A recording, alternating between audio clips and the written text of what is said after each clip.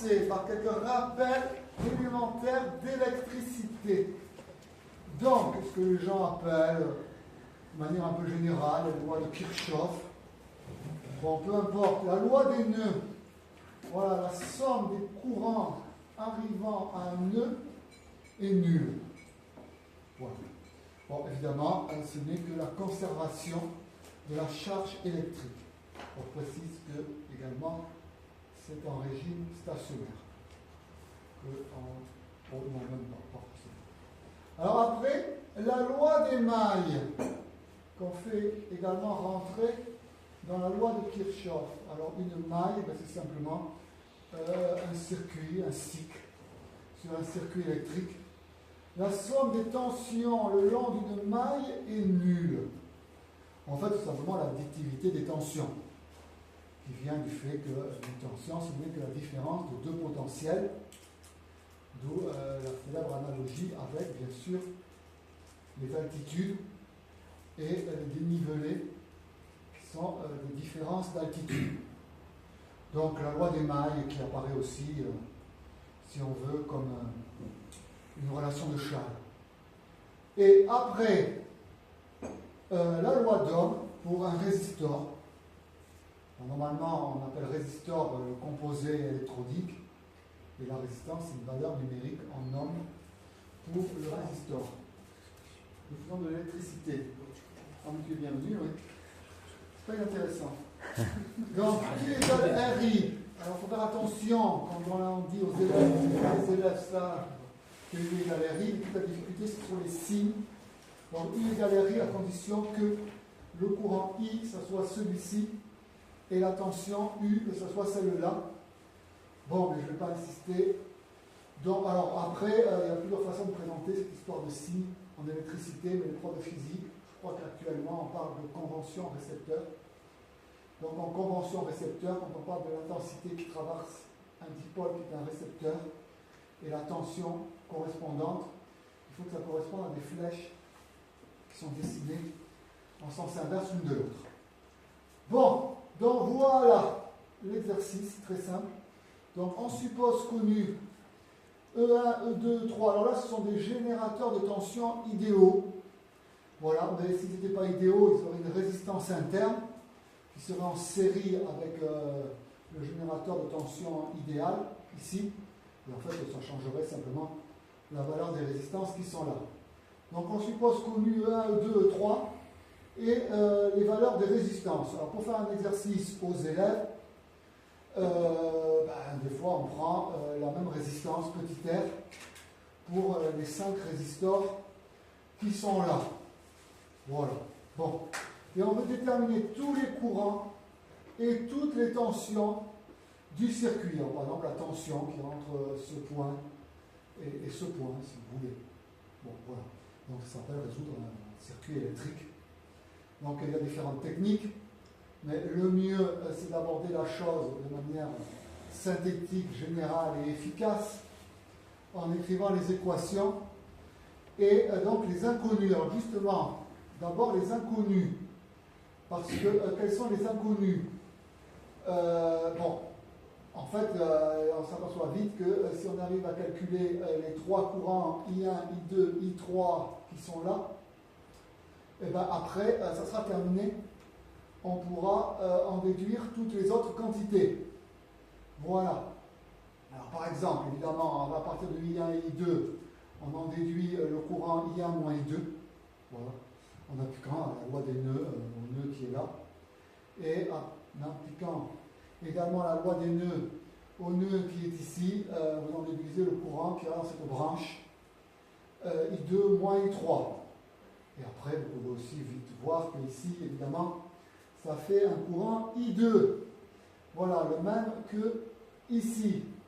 Puis alors, après, si vous voulez les tensions, une fois que vous aurez tous les courants, avec la loi d'Ohm appliquée par exemple au bord de cette résistance-là, vous avez la tension entre ce point-là et ce point-là. Alors, je n'ai même pas dit de nom A, B, C, D pour les points, pour les nœuds. Vous allez voir, il n'y a pas impérativement besoin. Donc déjà, écrire les équations, c'est savoir combien d'inconnus.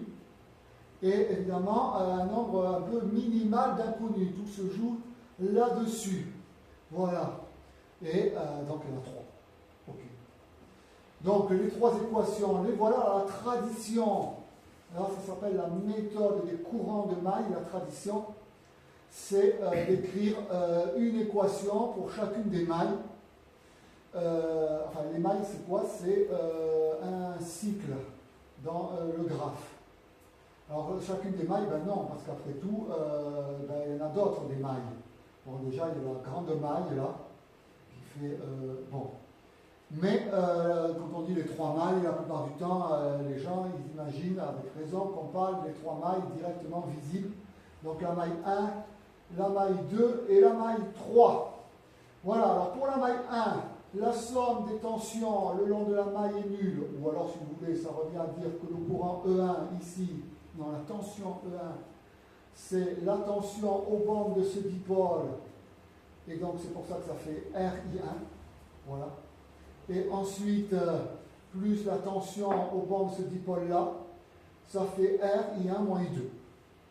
Voilà, et donc ça y est, c'est déjà écrit l'équation en utilisant la loi des mailles, l'additivité des tensions, et à la volée, là directement, la loi d'Ohm appliquée aux bornes des résistors. Après, on écrit pour la deuxième maille la deuxième équation. Donc si vous regardez ici R, alors là, par contre, il faut faire attention, évidemment, au sens des flèches. Donc si on dit que E2, c'est la somme, je ne vais pas dessiner là, mais la flèche qui serait ici, comme elle est dans le même sens que I1 moins I2, et bien après pour la loi d'Ohm, il faut mettre un moins. Voilà. Donc là, ça correspond à cette résistance, plus la tension aux bornes de cette résistance-là, c'est RI2, et la tension aux bornes de cette résistance-là, RI2 moins I3. Et après, ici, vous avez la troisième maille, et bon, voilà, la troisième équation. Voilà. Donc, alors, quand on fait faire ça aux élèves qui ont étudié, évidemment, les lois de Kirchhoff, enfin, peu importe, parce qu'on n'a pas même plus le mot de loi de Kirchhoff, on dit la loi des nœuds, la conservation de la charge, la difficulté de la tension, la loi d'Ohm. Les élèves, la chose à laquelle il faut faire attention, c'est de ne pas se tromper dans les signes. Hein. C'est ça la grande affaire. Parce que sinon, U égale RI, ça, tout le monde se précipite. U égale RI, U égale RI. Toute l'affaire, c'est de ne pas se tromper sur les signes. Bon, ben voilà. Donc après, on regroupe les I1. Vous voyez, vous avez 2RI1 moins RI2. Ici, vous voyez, en regroupant et en alignant les inconnus, et ben, on a le système qui est là. Et donc, ça fait un système linéaire. Et quand j'étais prof en PCSI, et ben, dans le premier DS de l'année, il y avait toujours un exercice de ce style. Je le disais aux élèves, hein, et ils aimaient bien. Parce qu'après, évidemment, toute la question joue sur la résolution du système linéaire, parce que la modélisation et la mise en équation du problème, c'est-à-dire la partie physique, est terminée. Alors après, c'est partie mathématique. Donc là, évidemment, vous voyez aussi comme l'inversion d'une matrice. Voilà. Donc la matrice du système, elle est là. Et donc après, on peut aussi évidemment calculer l'inverse de cette matrice. Et évidemment, j'ai fait le calcul d'une manière ou d'une autre, comme ça. Et donc après, on peut donner la réponse, puisque l'exercice est calculé, les 3 courants, I1, I2, I3, en fonction des 3 grandeurs E1, E2, E3. Donc l'exercice est épatant, même en maths, parce que ça permettait aux élèves de comprendre que, inverser un jeu de relations, là on a les quantités vertes en fonction des rouges, ici on veut avoir les rouges en fonction des vertes, c'est résoudre un système d'équations, et s'il y a toujours une unique solution, c'est-à-dire si le système est un système de Cramer, ça revient à inverser la matrice. Voilà. Donc, parfait. Alors, généralisation. Voilà. Donc, vous avez déjà compris, évidemment, le lien entre l'aspect circuit électrique et l'aspect graphe. Voilà. C'est ça qui va m'intéresser dans la suite. Alors d'ailleurs, peu importe sur les différentes branches du circuit, si on met des résistances ou si on met des générateurs de tension, voire même d'autres dipoles, ça n'intervient pas finalement. D'ailleurs, je n'ai pas mis ici, il y a plus de branches que dans l'exemple d'avant, mais je n'ai mis que 3 générateurs de tension.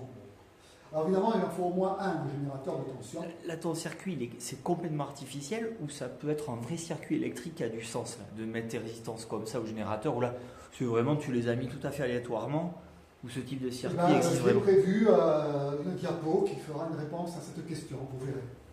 Et effectivement, ce n'est pas du tout artificiel. C'est absolument pas artificiel.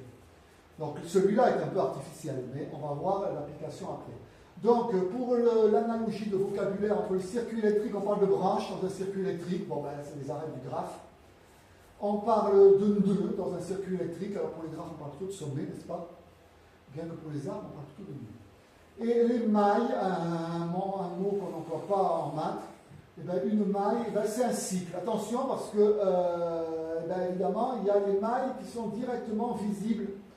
Ici, une maille, mais évidemment, des cycles, il y en a d'autres hein, que les mailles qui correspondent, à, si je puis dire, à des composantes connexes. Enfin bon, bref. Il y a un choix de représentation. Si tu intervertis le carré intérieur et extérieur, ça modifie. Oui, je suis d'accord. Ah oui, bien sûr, oui. Oui. Et alors, justement, les élèves s'aperçoivent rapidement, quand on leur fait faire plusieurs exercices comme ça. Ah ben non, pardon. Je voulais revenir. Quand on leur fait faire plusieurs exercices comme ça, dès le début de la maths sup, mais enfin à une époque où vous avez quand même vu en physique, en terminale, les lois de Kirchhoff et la loi d'Ohm, c'est-à-dire le b.a.-ba de l'électricité.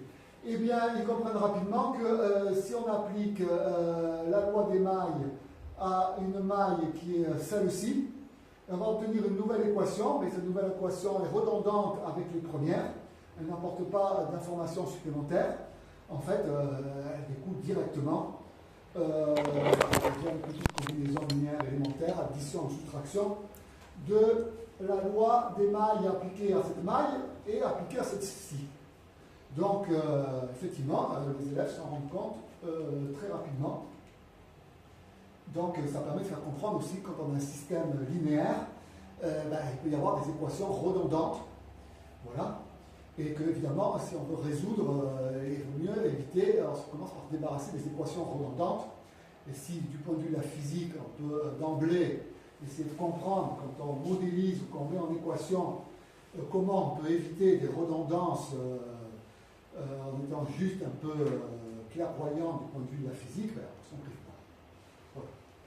Donc, alors après, nombre de courants indépendants. Voilà, on appelle nombre de courants indépendants le nombre minimal de courants que l'on doit connaître pour pouvoir ensuite en déduire tous les autres. Voilà, très facile de comprendre l'idée de cette définition. Voilà, par application évidemment de la conservation du courant aux différents nœuds. Voilà.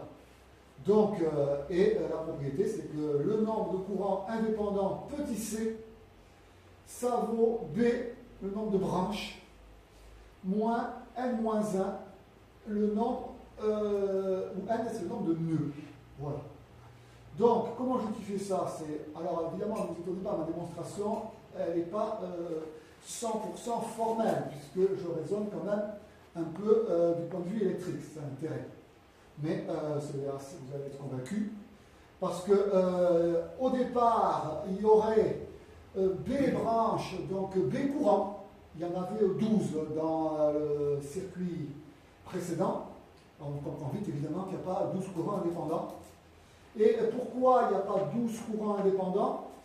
Parce qu'on a des relations qui font baisser le nombre de degrés de liberté du problème. Un concept qu'on emploie aussi en mécanique, en sciences industrielles, le nombre de degrés de liberté d'un montage cinématique. Donc, c'est chaque application de la loi des nœuds qui fait baisser de 1 unité le nombre de courant indépendant. D'où on met le nombre de branches et on retranche le nombre d'applications de la loi des nœuds. Voilà. Alors, c'est là où il y a une petite subtilité, pas très compliquée évidemment, c'est qu'il ne faut pas retrancher n, il faut retrancher n-1. En effet, la relation que l'on tiendrait au dernier nœud, si on imagine qu'on a utilisé les relations aux autres nœuds précédemment, et bien la relation que l'on obtiendrait au dernier nœud, ben c'est une conséquence des autres. Voilà, très facile. Imaginez que vous avez tenu compte de tous les nœuds en rouge. Voilà. Voilà, voilà. Et ça a fait baisser à chaque fois de 1 unité le nombre de courants indépendants. Et il reste un dernier nœud. Et si vous écrivez la loi des nœuds pour ce dernier nœud, eh ben, ça ne vous apporte rien de nouveau. C'est redondant, cette dernière loi des nœuds. Et quand on l'explique aux élèves, ils comprennent assez facilement. Hein. Enfin, je parle d'élèves qui étaient en dessous de PCSI. Hein, ils comprennent assez facilement. D'ailleurs, imaginez, parce que là, s'il y a le courant I12, c'est un débit de charge électrique qui s'en va dans ce sens-là à partir de N, vu que j'ai tenu compte de la conservation de la charge électrique, donc des débits, hein, en chacun des autres nœuds, et ben, tout ce qui part par là, ben, ça revient, soit par ici I11, soit par I7. Et donc on comprend que I12 est automatiquement égal à I7 plus I11. Et voilà. Donc, hop, c'est fait. Donc, dans cet exemple-là, on avait bien compris qu'il n'y avait pas 3 courants indépendants, maintenant il y en a 5. Voilà. Donc, j'ai dit que, alors vérifions sur cet exemple, hein, le nombre de branches, il y en a 12, le nombre de nœuds, il y en a 8, le nombre de courants indépendants, il n'y en a que 5. Et donc 8 moins, non, pardon, B, c'est 12. 12 moins N, c'est 8 moins 1, 7. Et 12 moins 7, ça fait 5. Et évidemment qu'il y a un choix. Hein, il y a un choix. Voilà, c'est comme si on résolvait un système.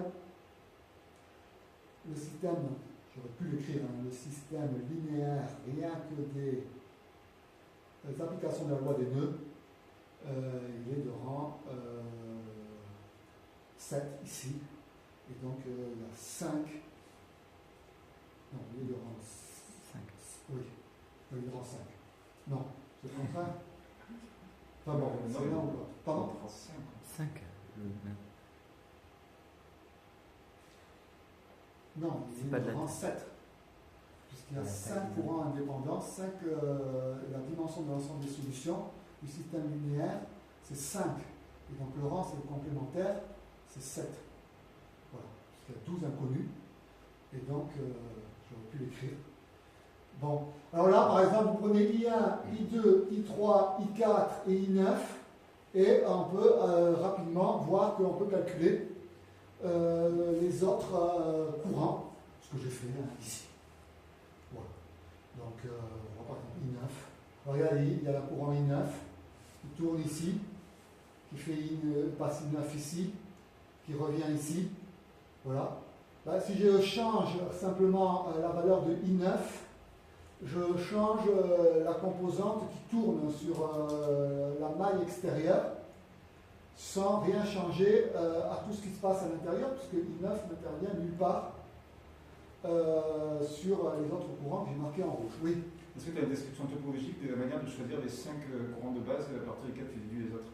Parce que là, typiquement, une fois que tu as pris les 4 premiers, ben, tu ne peux pas prendre une diagonale, tu es obligé de prendre un des 4 extérieurs pour faire la I9. Ah ben ça, non, je ne suis pas spécialiste là-dedans. Je pense que ça se traite, oui, mais je n'ai pas prévu d'en parler aujourd'hui. Ah non, mais ça se traite par les gens qui ont mis en place, par exemple, les logiciels de simulation de circuits électriques. C'est fait comme ça, les logiciels spécialisés en électronique, PSPice, etc. Ils sont obligés d'avoir tout un théorie des graphes derrière. Oui, oui, oui. Donc, le nombre de mailles indépendantes est égal au nombre de courants indépendants. Et voilà la propriété. Voilà. Alors, qu'est-ce que c'est qu'une maille indépendante? Les mailles indépendantes, on dit qu'elles sont indépendantes quand les équations linéaires correspondantes sont linéairement indépendantes. Voilà. Donc, et donc, en fait, on comprend très vite que le système linéaire qui permet de résoudre le système électrique a un nombre d'équations égal à m, nombre de mailles indépendantes, et un nombre déconnu égal à c, nombre de courants indépendants. Et comme le système obtenu est nécessairement de Cramer, et ben, il est carré, et donc c égale m, et puis voilà, clac. Donc, évidemment, on peut voyez facilement ce qu'il y a de mathématiques derrière en termes de dimension, de système, mais je voulais formaliser un peu électriquement, vous avez compris. Donc évidemment, il faut être convaincu que c'est un système de Cramer par l'argument physique. Voilà. Et c'est ça qui fait qu'on a une certaine relation, et qui va donner la même que la relation de l'air sur les polyèdres. Alors en fait, pour aller un peu plus loin, il y a une méthode qui était utilisée, qui était enseignée dans les années 70, c'est la méthode des courants de mailles. Maintenant, dans l'enseignement supérieur, on n'en prend plus tellement. Ils résolvent les circuits électriques de façon un peu différente. La méthode des courants de mailles, c'est de mettre carrément un courant par maille. Et s'il y a 5 mailles visibles, alors si c'est prendre les 5 mailles visibles pour un graphe planaire, bon, je fais déjà remarquer qu'un circuit électrique planaire, ça, c'est vraiment le plus souvent. Ils sont réellement planaires, les circuits électriques, puisque les circuits électroniques, ce sont des cartes imprimées. Voilà. Donc, et alors, on met un courant par maille, après avoir orienté les mailles, donc là c'est orienté dans le sens des aiguilles d'une montre, et après, bon, évidemment, vous avez compris que peu importe les dipôles que l'on met sur les branches, donc si on revient au graphe, ça fait ça. I1, I2, I3, I4, I5. Et à partir de là, évidemment, eh ben, voilà, vous avez évidemment le courant qui circule dans chacune des branches. Donc c'est encore plus flagrant que le nombre de courants indépendants est égal au nombre de mailles indépendantes. Voilà.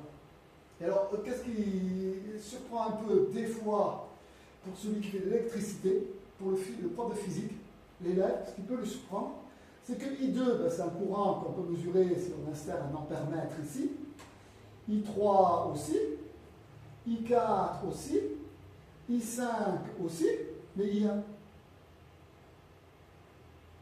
Ben, I1, il n'y a aucune branche du circuit où il y a le courant I1, I1 ou moins I1. Nulle part, il y a le courant I1. Voilà. Et bien, c'est pour ça que quand on enseignait la méthode des courants de mailles, il fallait expliquer aux élèves que c'était un courant fictif. Voilà. On employait ce terme. Voilà.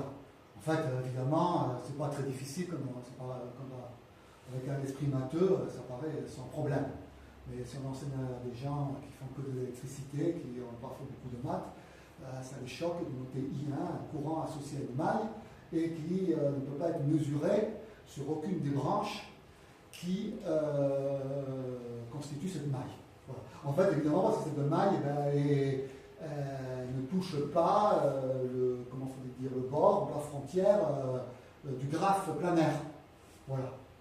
Donc, c'est-à-dire que elle est juxtaposée avec une autre maille partout. Voilà. Donc, évidemment, en fait, c'est comme ça, évidemment, que font les logiciels. Ils prennent des courants indépendants qui sont ces courants-là.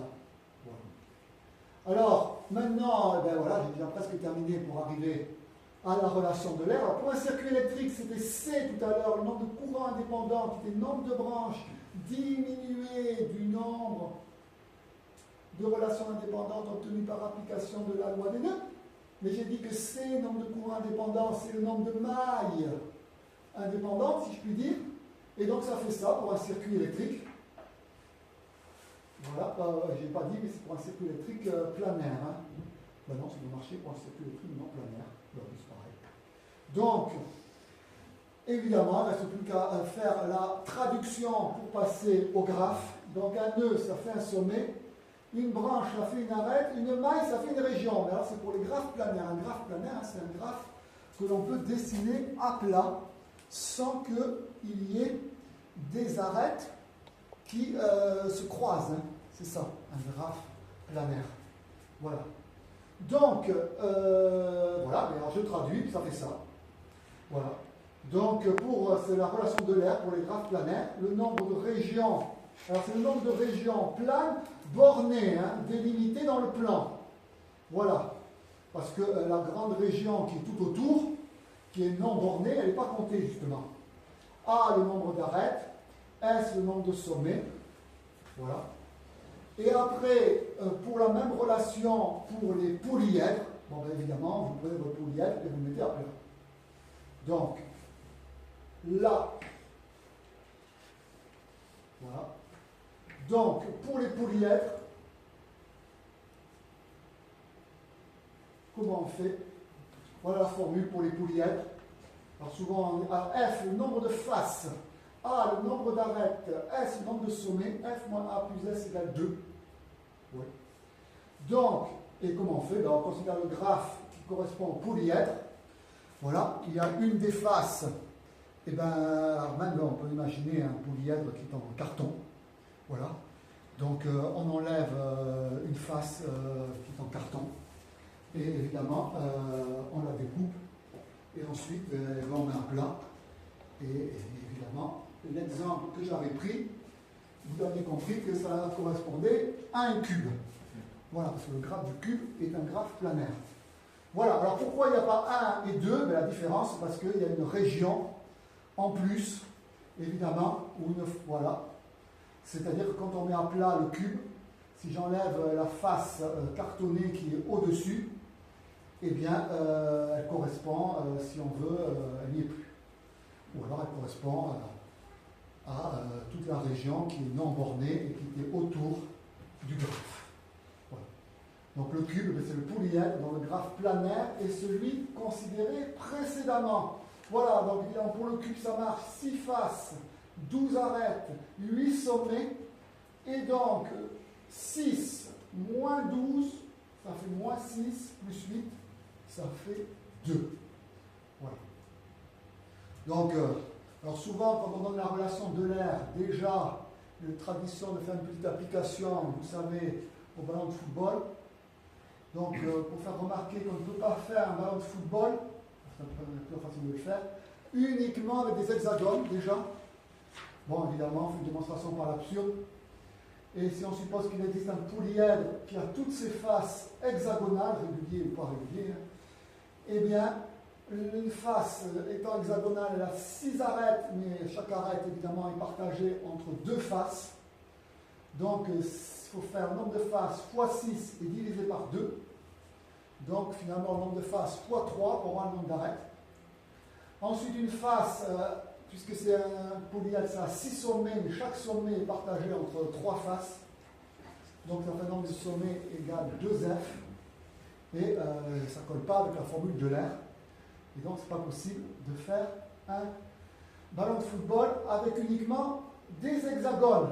Donc, vous savez qu'il est fait évidemment des hexagones et des pentagones. Et je ne me souviens plus de tête combien d'hexagones et combien il y a de pentagones.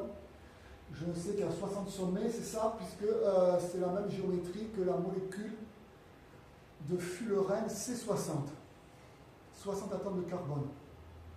C'est vrai que j'aurais pu appliquer la formule de l'air pour ce polyèdre qui est la molécule de fullerène C60. Alors, par rapport à l'utilité des circuits électriques, à quoi ça sert ces circuits de résistance? Ça ne sert à rien, non, ça ne sert à rien. Sauf que en électronique, on a ça tout le temps. Alors la différence, c'est qu'on ne met pas des résistances, enfin pas uniquement. On met des condensateurs éventuellement et des bobines.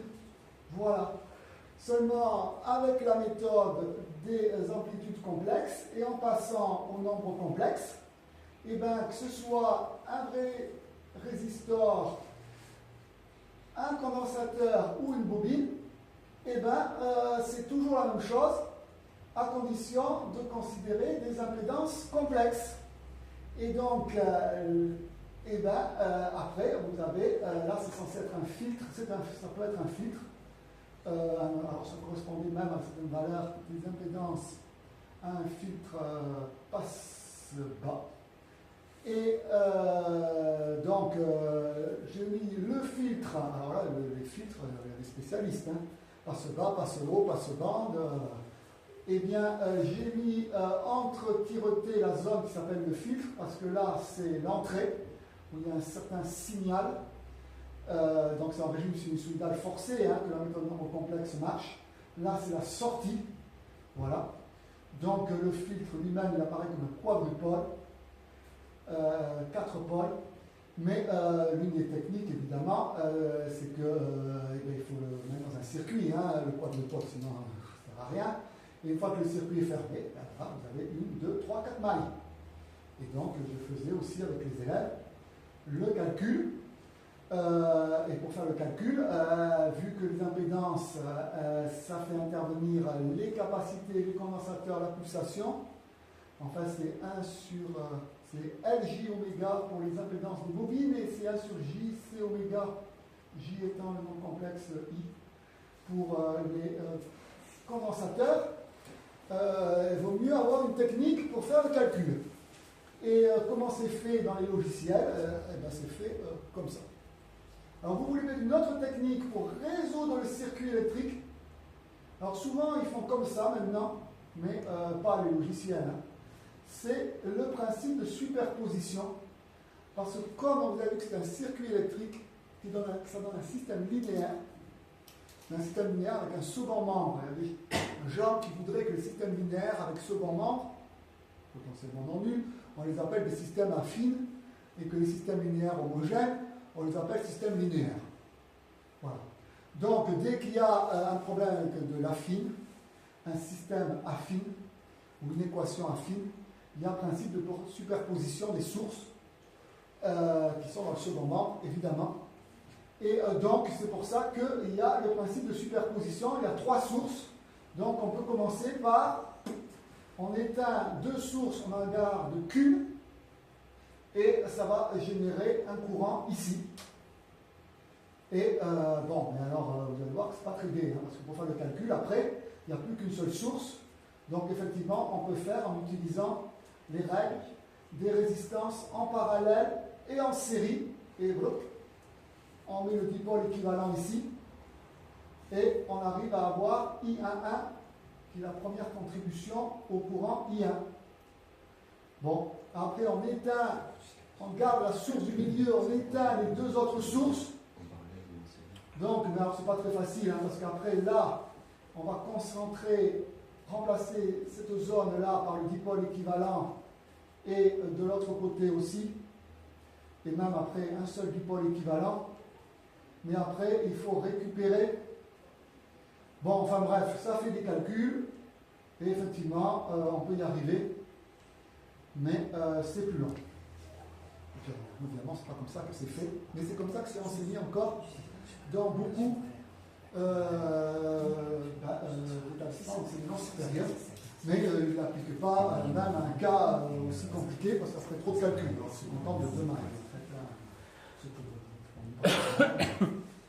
Donc, les logiciels comme PSPice, évidemment, ils ont l'approche de théorie des graphes et après de résolution de systèmes numériques.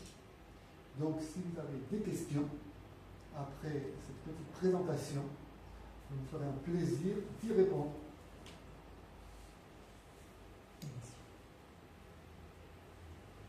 Et si vous n'avez pas de questions, je vous remercie pour votre attention. Merci. Voilà.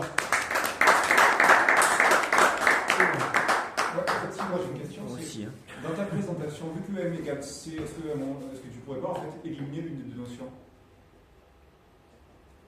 En fait, il y a une sorte de dualité, ça. C'est parce que ça fait un système carré. Le M est égal à C, donc c'est pour ça que le système linéaire est carré, qui a un système de Cramer, unicité de la solution, matrice inversible. Alors en fait, ce qui se passe, c'est que il y a même un théorème, théorème en électricité.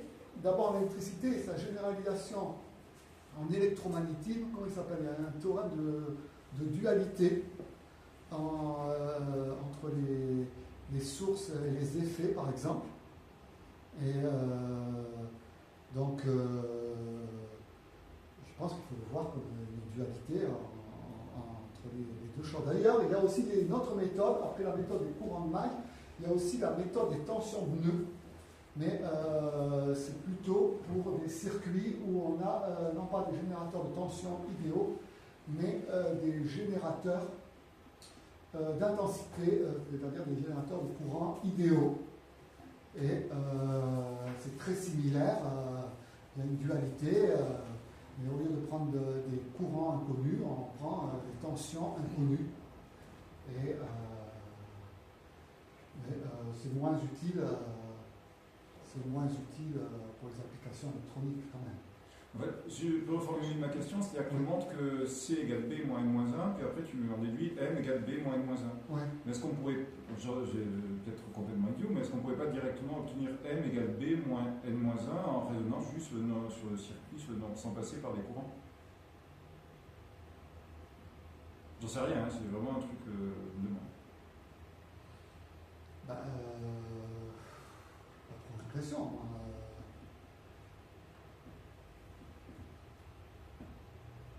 Après, j'ai pas de calcul de début d'un argument.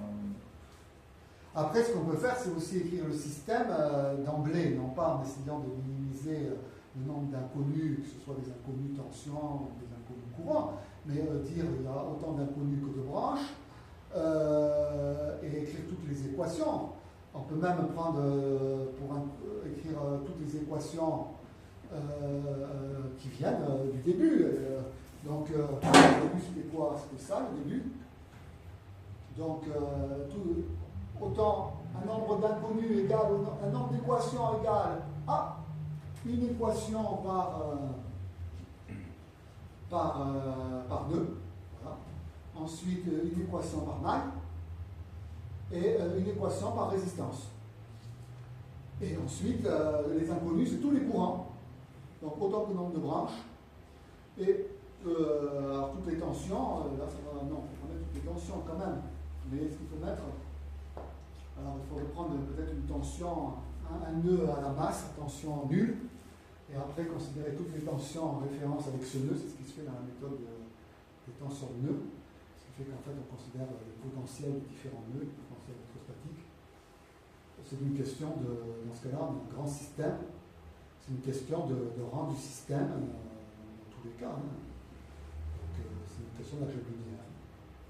Bon, il y a plein de façons de le présenter. C'est une question d'algèbre linéaire et même de système affine, puisque, par exemple, justement, on enseigne le principe de superposition des sources parce que c'est linéaire, et c'est le même principe de superposition que on l'enseigne en physique.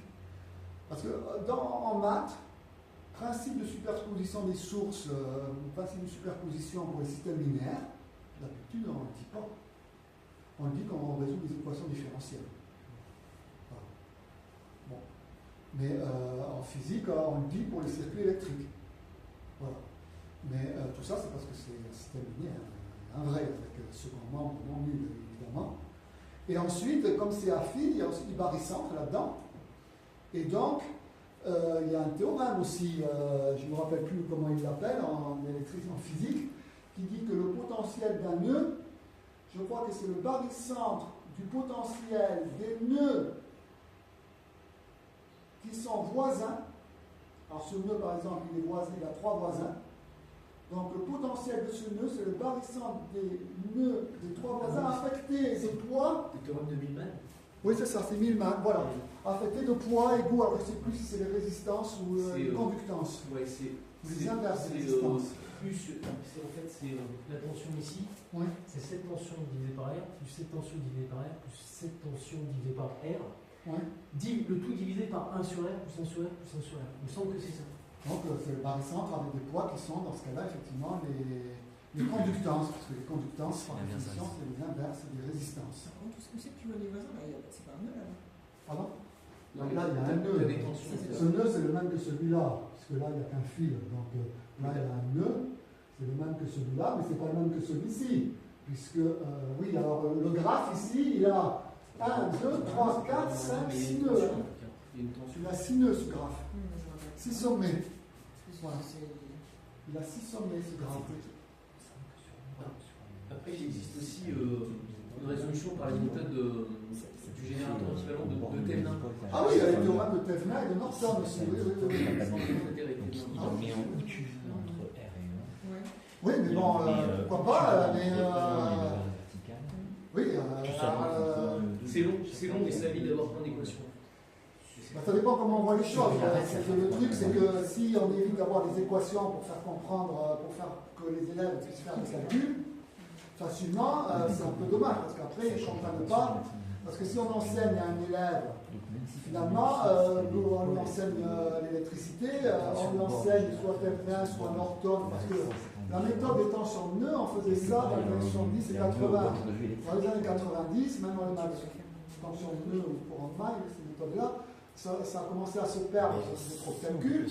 Donc on a fait Thévenin et Norton uniquement dans les années 90, puis à partir des années 2000, on a supprimé même ça. Et bon, ok, mais si on enseigne à résoudre un système électrique aux élèves, c'est pas pour que, pour que quand ils seront ingénieurs, ils résolvent à la main des circuits électriques. Parce que n'importe quel ingénieur ou technicien, s'il a un circuit électrique, qu'est-ce qu'il va faire? Il va prendre le logiciel spécialisé. PSPI sur un autre, il dessine à la souris, et puis voilà.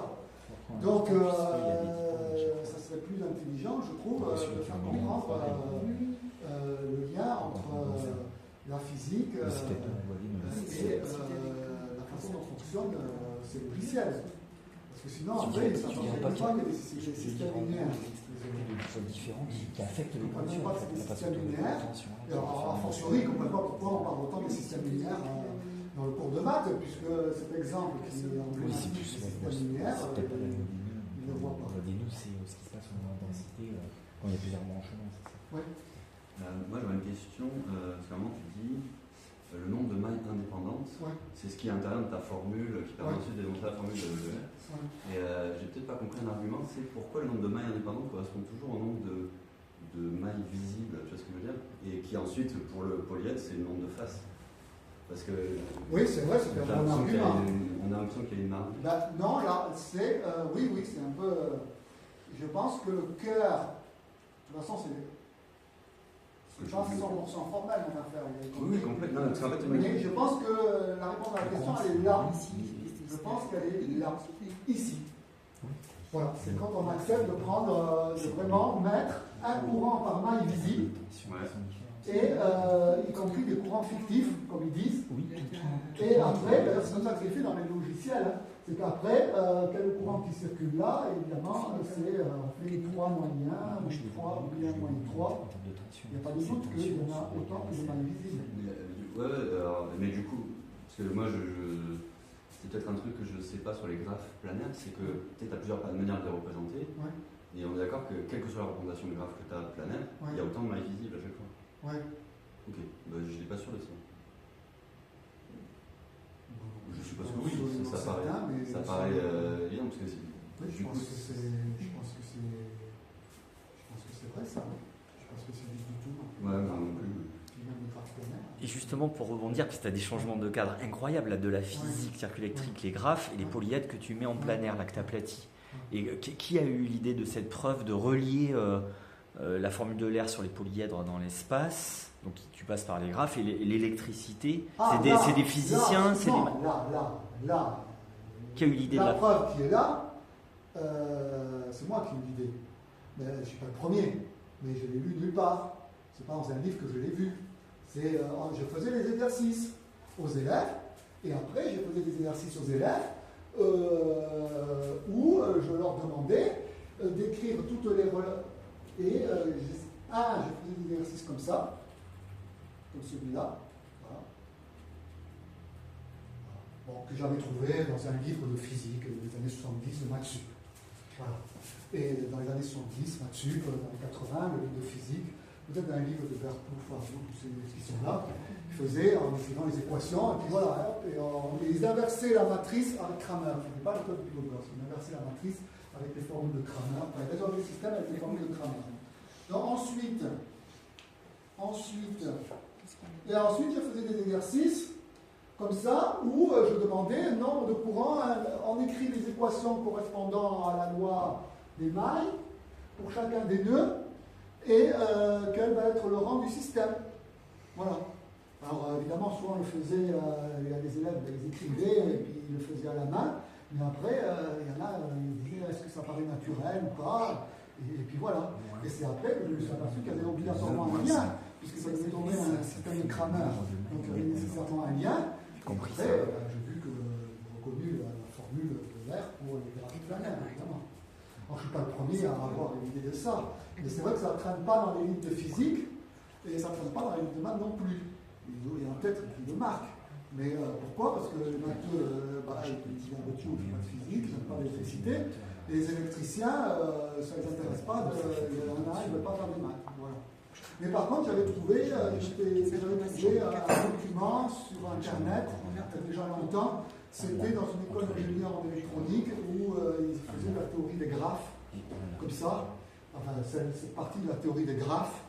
Parce qu'en fait, c'était une école d'électronique où c'était leur but de montrer comment sont programmés de façon systématique les logiciels qui résolvent les circuits électriques. Voilà. Donc, il y a des cours dans certaines universités, certaines écoles d'ingénieurs où ils le font. Voilà.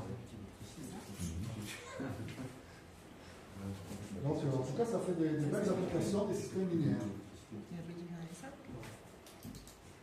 Bon, après, en théorie des graphes, c'est lié avec des flots. Hein. Il y a des chapitres entiers en théorie des graphes sur les flots. Alors, c'est là, le flot, ça tourne en rond. Mais si on passe d'ici, on sort par là. Comment faire circuler pour qu'il y ait le maximum. Alors, je ne suis pas spécialiste du tout. L'algorithme de Flexon, tout ça. Donc, le lien entre le système linéaire et les graphes, ça c'est cool. On se pose une question bête, on n'a pas forcément bien identifié, tu sais, le B, le N et le C. Tu mets un. Tu peux revenir sur l'exemple l'autre. Un nœud, c'est dès que tu as un dipôle qui affecte, ou un bipôle, je ne sais pas comment tu dis, qui affecte une tension, tu mets bipôle, tu mets des nœuds, c'est ça. Par exemple, entre E1 et R, tu en as un, où tu veux. En fait, oui, c'est entre deux dipôles. Donc, un dipôle, deux pôles. Et donc, les nœuds, il y en a. Voilà. Parce qu'on confondait, tu sais, nœud et loi des nœuds. Donc là, par exemple, entre R horizontal à gauche et le générateur E1, oui. Tu mets un nœud où tu veux entre les deux, oui. Et qu'il faut compter. Donc il y en a combien là 1, 2, 3, 4 1, 6. Parce qu'il y en a 1, 2, 3, 4, 5 et 6. Il est comme ça, les graphes. Si vous voulez, il est comme ça. Voilà. Ah, mais c'est moi qui rajoute. Donc, à la définition, nombre de nœuds 6, nombre de courants indépendants, on avait dit 3, nombre de branches 8. Voilà. C'est ce que j'ai dû mettre un peu plus loin. J'ai dû le marquer à un endroit. J'ai vérifié que. Alors, elle est où la formule? Il y en a 3 de courants. Non, je ne l'ai pas mis. La formule. La formule est là. C égale B moins N moins 1. C égale B moins N moins 1. Donc 3, 8. Il faut ajouter une face de l'extérieur, donc ça fait 4. Donc c'est tétraèdre. Je n'ai même pas vérifié pour celui-là. Il est comme ça. C'est quoi? Parce que, donc quand tu as le graphe planaire, retrouver le polyèdre, ça tu dis que c'est un tétraèdre du coup 4 mailles avec celle extérieure et ça te fait un tétraèdre. Hein? Et ça n'a pas 8 sommets, donc c'est pas ça. Donc c'est 8 sommets 4 faces, mais j'arrive pas à le voir le polyèdre. Personne ne nous a dit que ça provient de polyèdre. Ah oui, oui. Tout graphe planaire n'est pas. Oui, oui, j'essaie de trouver une. Non, c'est tout polyèdre que tu mets. D'accord.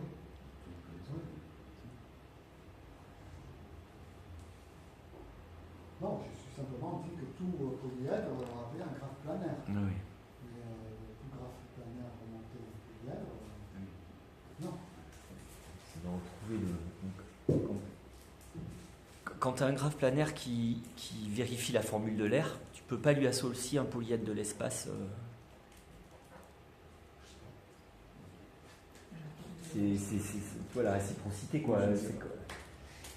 C'est dans un espace non. Je crois pas, moi. Alors, donc, on a compris.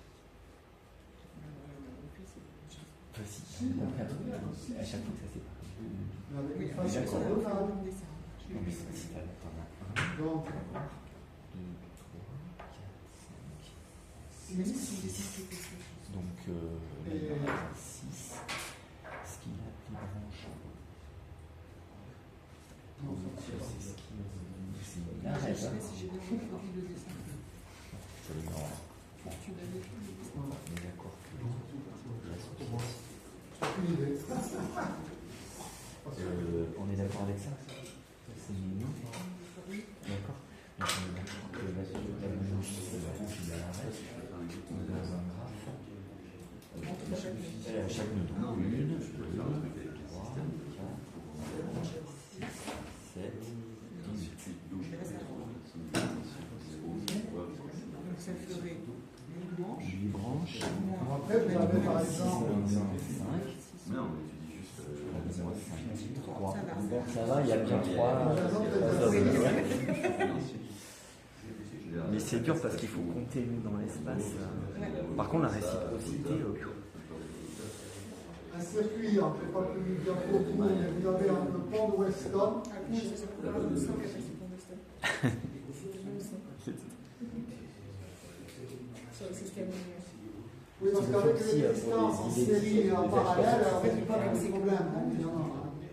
Donc, voilà. Donc, ça c'est un pont de Weston. Et avec des résistances ici. Voilà. Ça sonne, Et alors le pont de Weston, il peut servir en particulier pour mesurer les résistances inconnues, parce qu'on dit que le pont est équilibré lorsqu'il n'y a plus rien qui passe dans la branche du milieu. Et si on veut résoudre le problème du pont de Weston, voilà, il est mieux le faire avec des équations, parce que de toute façon, même avec le principe de superposition des sources, ça ne sert pas, puisqu'il n'y en a qu'une de source.